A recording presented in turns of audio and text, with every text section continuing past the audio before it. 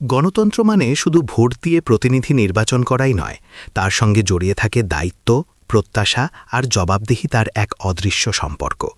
মানুষ যাকে বিশ্বাস করে দায়িত্ব দেয়, তার কাজের প্রতিফলনও দেখতে চায় প্রতিদিনের জীবনে।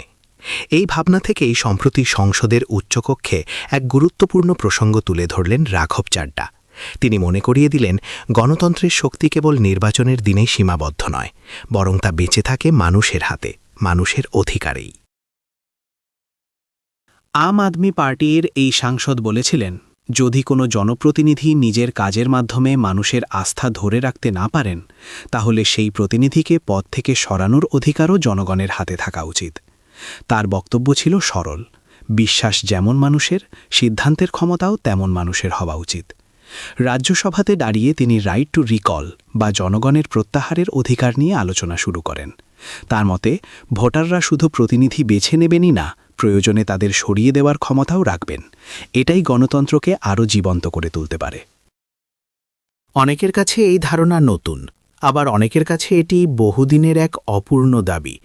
কারণ নির্বাচনের পর 5 বছর অপেক্ষা করা ছাড়া মানুষের হাতে যেন আর কোনো উপায় থাকে না, এই অনুভূতি অনেকের মধ্যেই আছে।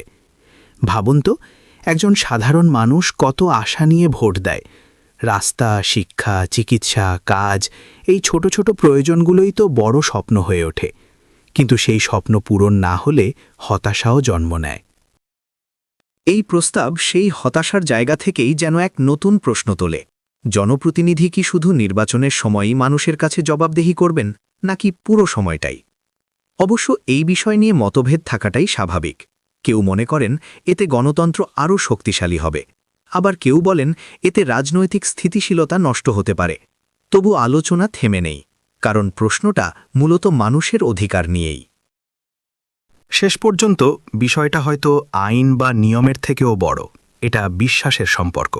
মানুষ যাকে দায়িত্ব দেয়, তার কাছ থেকে দায়িত্ববোধ ও প্রত্যাশা করে।